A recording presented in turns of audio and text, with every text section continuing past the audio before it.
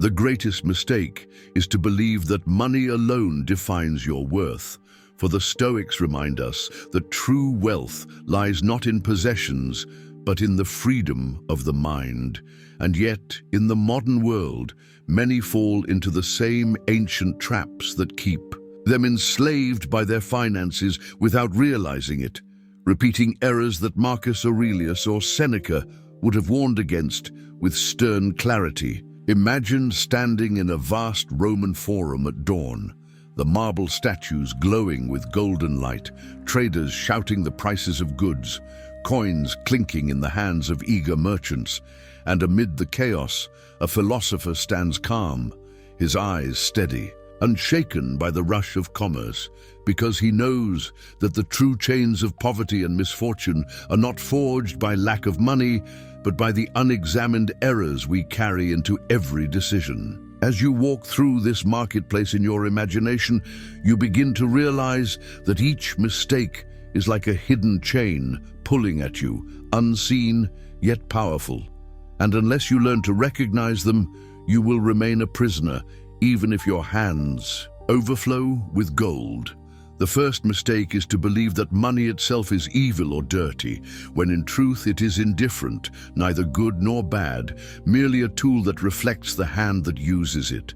And the Stoic error is to give money more meaning than it deserves, either by despising it with arrogance or worshipping it with desperation. For in both cases you become a slave to what should be neutral. From there grows the second mistake, which is to spend as if tomorrow is guaranteed, chasing fleeting pleasures without discipline, forgetting the Stoic principle that fortune can turn in an instant, that banquets can be reduced to ashes, and that wealth without prudence vanishes, like smoke rising into the air. The third mistake emerges when you fail to live within the boundaries of necessity, when you mistake wants for needs, allowing envy and comparison to dictate your choices, so that instead of controlling your possessions begin to control you. And the philosopher would whisper that he who needs little is truly rich. The fourth mistake lies in avoiding self-knowledge about your own finances, refusing to examine your income, your debts, your habits, just as a Stoic would condemn the man who closes his eyes before walking across a battlefield. Because ignorance in money is not innocence, but the seed of ruin. The fifth mistake is to assume that financial fortune will arrive without effort, relying on luck, chance, or the generosity of others, forgetting the Stoic teaching that control lies in your actions, not in the whims of fate. And so by waiting passively, you surrender your freedom to forces beyond your command. The sixth mistake is to chase wealth for the sake of wealth alone, believing that more numbers will bring peace, while the Stoic truth is that peace comes from virtue, and by making money your sole pursuit, you build a palace of sand that collapses with the tide of misfortune. The seventh mistake is to ignore moderation, swinging between extremes of indulgence and deprivation, either hoarding every coin with fear or wasting recklessly with pride, instead of practicing balance, which is the Stoic middle path, where money serves its purpose without corrupting the soul. The eighth mistake is to let the opinions of others guide your financial life, buying, investing, or spending only to impress, to keep up appearances in the eyes of neighbors or strangers, when a Stoic would remind you that the crowd is a poor master, and that true freedom is found in being content with reason rather than approval.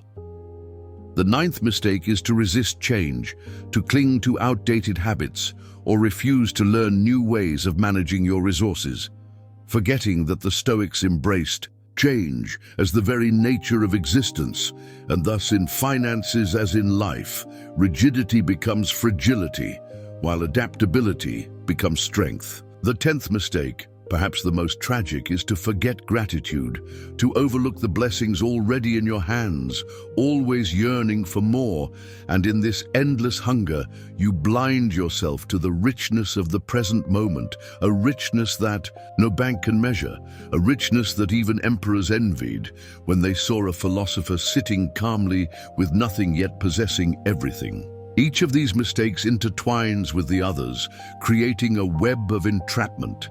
And unless you cultivate awareness, discipline, and virtue, you will remain ensnared, repeating the errors generation after generation.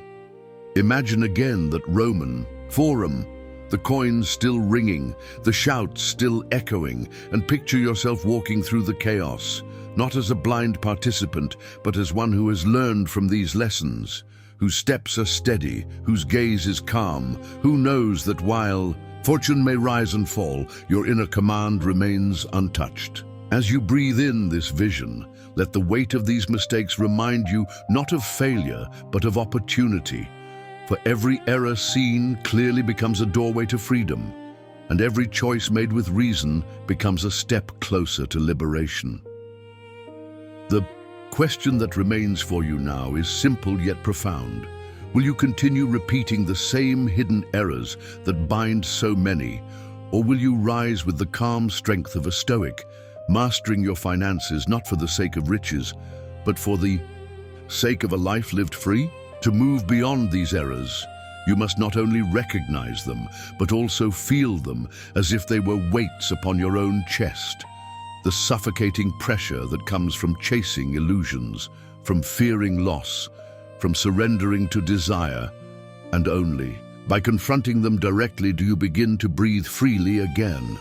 The Stoics taught that the mind is the true citadel, the fortress that cannot be conquered unless you open its gates. And when it comes to money, those gates are breached not by soldiers, but by habits of thought, by impulses unchecked, by errors repeated without question. Imagine standing before a vast ledger, each page filled not with numbers, but with choices. And you see there how often you sought approval, how often you wasted out of boredom, how often you feared scarcity, though abundance surrounded you. And with every line, you realize that your financial story is not written by fate, but by the philosophy you practice each day. Seneca once wrote that poverty is not the absence of wealth, but the craving for more. And if you listen closely, you will see how this craving takes many forms. Sometimes in the endless pursuit of luxury, sometimes in the refusal to be content with enough, sometimes in the quiet resentment of what others have.